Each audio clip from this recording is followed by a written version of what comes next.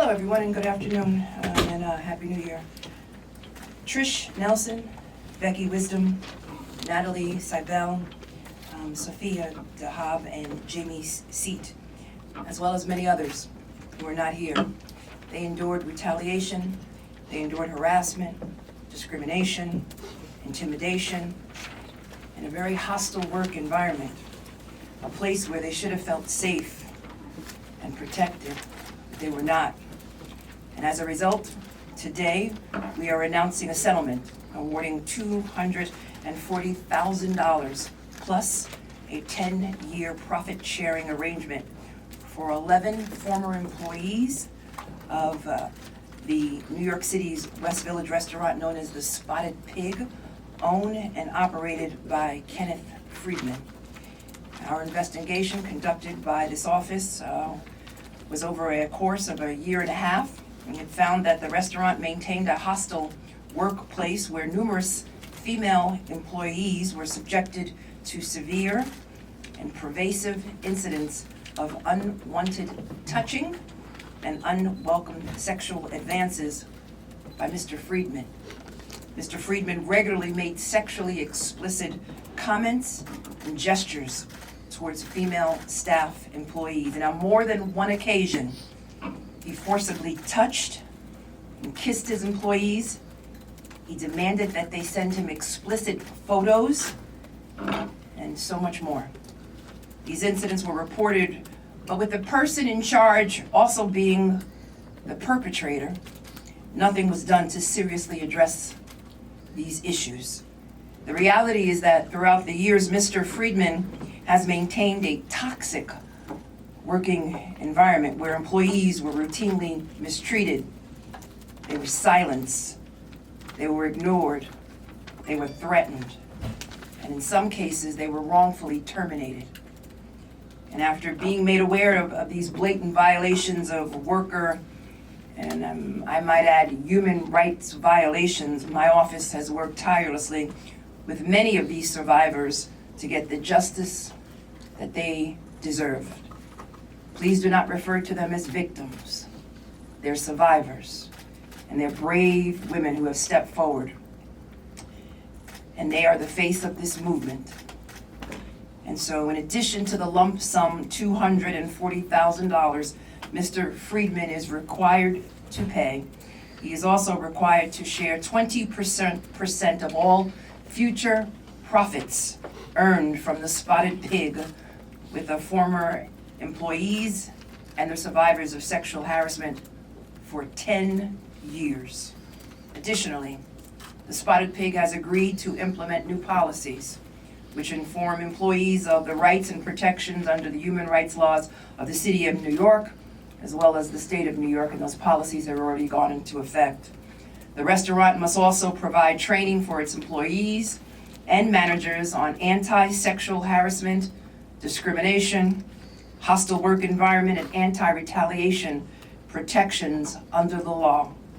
Mr. Friedman has also agreed to step down as the operator and manager of the Spotted Pig, and he will no longer have a role or any supervisory authority whatsoever in the Spotted Pig's operations or management moving forward. And my office, this great team that is responsible for this settlement, will monitor to ensure full compliance with all aspects of this settlement. So no matter how high profile the establishment or how seemingly powerful the owner is, today's settlement reiterates the fact that we will not tolerate sexual harassment of any form in the workplace, and that no one is above the law. And so I want to thank Me Too and the Time's Up movement. I want to thank the survivors of workplace harassment and discrimination for standing up and for standing with me today and to speaking out against injustices that have long been ignored, but will no longer be ignored from this point on. Make no mistake, our work on this front is far from over. Every individual deserves to go to work free of fear, abuse, discrimination, retaliation, and harassment and sexual assaults. And we won't stop fighting until this is true for everyone, I want to thank the women of the Spotted Pig for their bravery, for their voices, for their unwavering commitment to ensuring a safe, harassment-free workplace for all employees.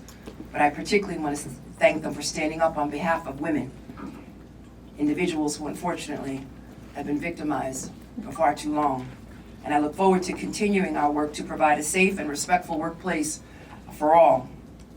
And at this point in time, I'd like to invite Jamie Seat to say a few words. Jamie?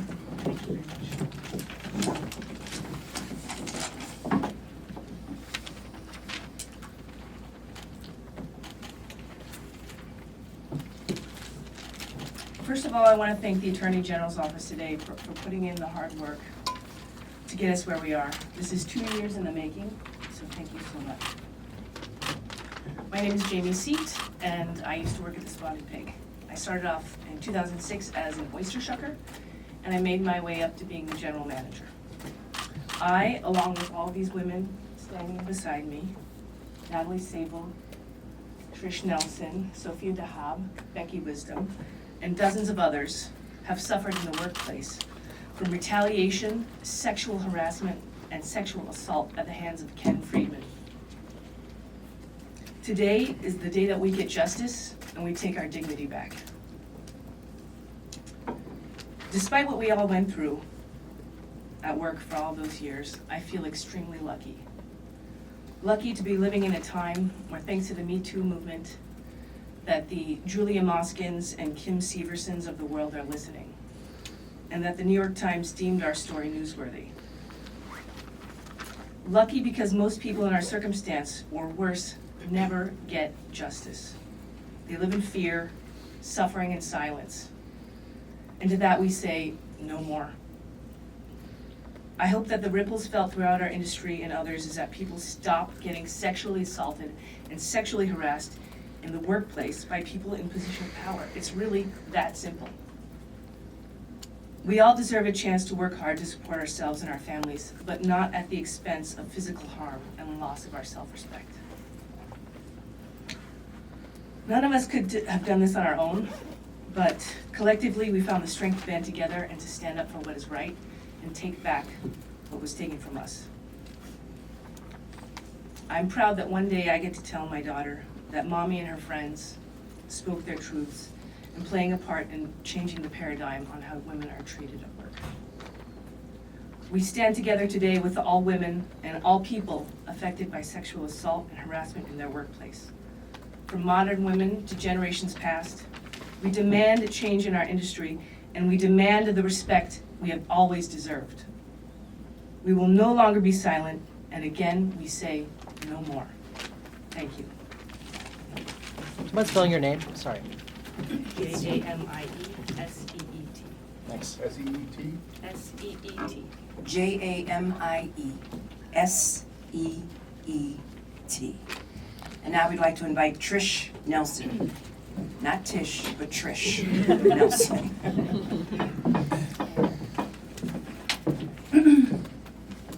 My name is Trish Nelson, and I was an employee of the Spotted Pig, mainly serving the third floor and helping to run Jay-Z's Friday night parties. I often worked as a waitress in the VIP room as well, serving the Pig celebrity clientele, along with Ken and April's friends and their special guests. When the New York Times originally, oh, damn it. I knew that was gonna happen. I'm a waitress, and this is the quality product I can purchase. Take your time. Oh, it's like all back together. All right, when the New York Times originally reached out to us, I was truly surprised that a working class woman like myself would be given an opportunity to share my experiences. And now that we're here, I can't thank the Attorney General enough for taking on this case and for helping to continue to amplify the voices of women like me.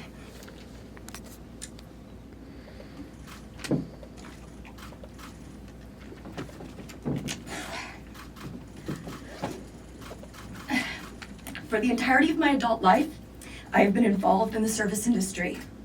As a card-carrying member of the working poor, for the sake of survival, I've often held between 2 and 4 jobs at any given moment. Being a creative person living in painfully expensive cities like New York City, the service industry has provided the largest portion of my financial stability. I take pride in my waitressing career. It has allowed me the opportunity to pay my monthly bills, as well as the ability to put a large portion of my earnings back into my community through my creative and charitable work.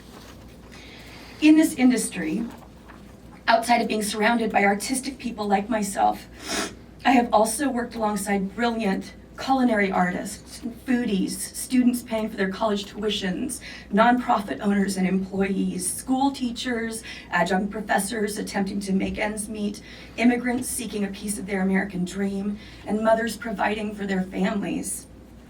I have encountered so many integral people with such strong work ethics, and together we have all worked incredibly hard in order to earn an honest dollar for ourselves within this profession. For many women working within this field, filtering harassment and abusive behaviors has been commonplace. As a woman in my 40s, I am embarrassed to admit that while growing up, my understanding of the female experience, especially for women who held blue-collar and entry-level positions like myself, having to dodge and deflect abusive behaviors inflicted by the people who hold positions of power has been the expected norm. Rather than holding these abusers and perpetrators accountable for their actions, I've always considered their behavior to be my problem to negotiate, to resolve within myself. Many people question why women like me have taken so long to come forward about these experiences. My answer to them is that up until this point, people truly have not cared about what's been going on behind the scenes of this industry, especially the blue-collar ones, like mine. In my experience, when either myself or the women around me have mustered the courage to speak out about situations that we have found to be unsettling or harmful, we have either been retaliated against or we have been dismissed and ignored. Pairing this reality alongside the knowledge that there are hundreds of thousands of untested rape kits and that women's lives are being taken through horrific acts of violence on a daily basis has forced generations of women like me into a protective state of silence. We've done this for our own survival. You, society, have required and expected us to behave in this way. Women have been the keepers of your dirty little secrets. Luckily, that silence has now ended, and more women are gaining the strength to address the issues that have plagued our experiences. This time, unlike the others, there is no going back for us. We will no longer be silenced for the benefit of others.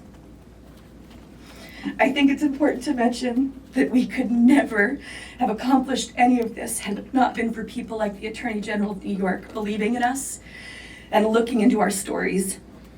And she would never have known about this had it not been for all the extremely brave women who risked enormous platforms in order to expose what has been going on for decades within their own sordid industries.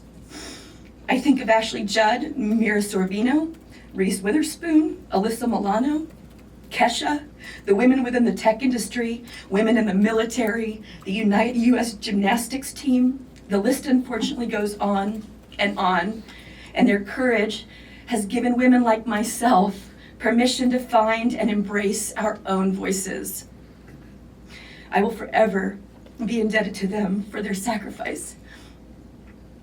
And now, we look to our torch holders like Greta Thunberg and Elizabeth Warren and AOC and Tarana Burke and Oprah and Ellen and Michelle Obama and so many other incredibly inspiring and powerful trailblazers. Because of them, women like me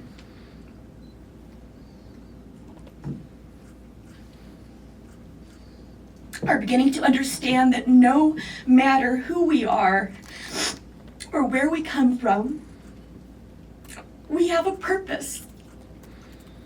Our contributions to the whole of our society, however small they may seem, are impactful and they're important. Women and working class people like myself are the backbone of this society.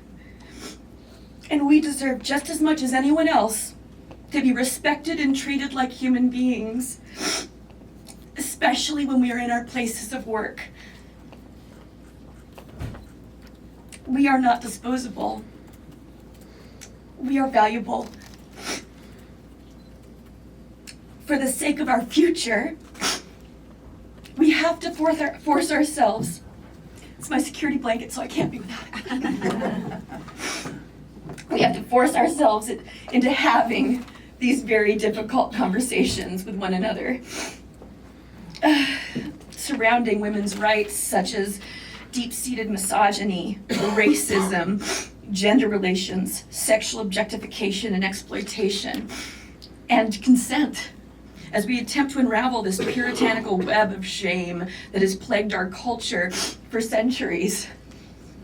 If we can accomplish these discussions without backing each other into opposing corners, if we can allow for the opportunity to truly begin to speak, and more importantly, to listen, together we can move beyond this stain in our history. Through empathy, we can break these ingrained, archaic societal systems of oppression that have been endlessly accepted and overlooked. Now is the time for us to reach out our hands across these divides and to bridge the gaps that are impeding our evolution. We are in the midst of a massive cultural shift. Together, we will create more inclusive vocabulary and find our way forward as a united front. Change is possible. It's happening right this very minute. Thank you so much. A round of applause. I want to thank the amazing team that worked on this settlement. Our senior counsel in the Civil Rights Bureau, Sandra Pullman, please raise your hand. There she goes. Civil Enforcement Section Chief, Ming Chi Chow. Ming, where are you? Raise your hand. Very good. Assistant Attorney General, Royas Siddiqui, raise your hand.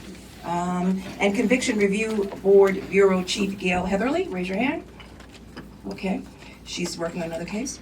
And the Supervision Bureau Chief, Jessica Clark. There we go. And Deputy Bureau Chief, Elena Goldstein. Yay.